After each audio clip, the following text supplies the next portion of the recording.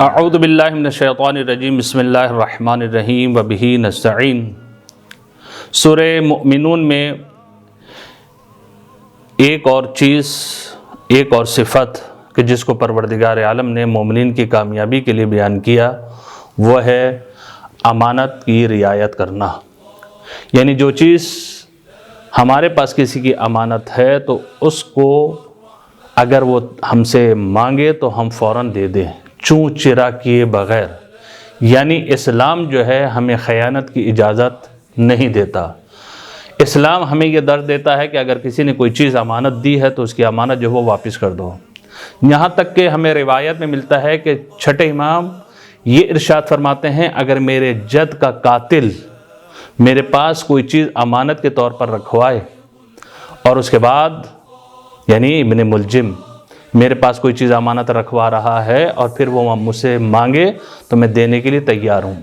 اسی طریقے سے امام زین العابدین علیہ السلام بھی ارشاد فرماتے ہیں کہ اگر میرے بابا کا قاتل جس سے میرے بابا کو اس نے قتل کیا ہے وہ تلوار مجھے بطور امانت دے اور پھر مجھ سے وہ تلوار مانگے تو میں دینے کے لیے تیار ہوں، میں اس کی امانت اس کو واپس کر دوں گا۔ یعنی سیرت اہل بیت علیہ السلام میں ہمیں یہ ملتا ہے کہ امانت میں خیانت جو وہ جائز نہیں ہے۔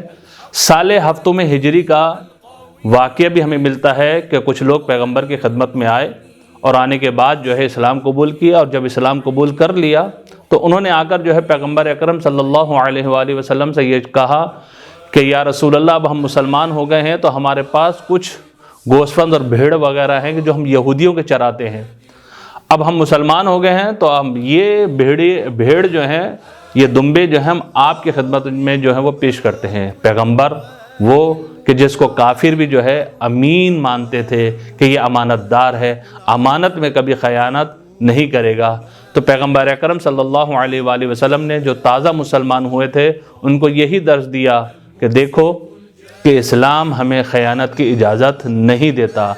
اگرچہ یہ گوسفند جو ہیں یہودیوں کے ہیں لیکن کیونکہ تمہارے پاس جو ہے وہ امانت ہے، ان کو تم واپس کرو۔ اب سیرت اہل بیت علیہ السلام میں ہمیں یہی ملتا ہے کہ امانت کی رعایت کریں۔ کامیاب ہونا چاہتے ہیں تو امانت میں خیانت نہ کریں۔ والسلام علیکم ورحمۃ اللہ وبرکاتہ۔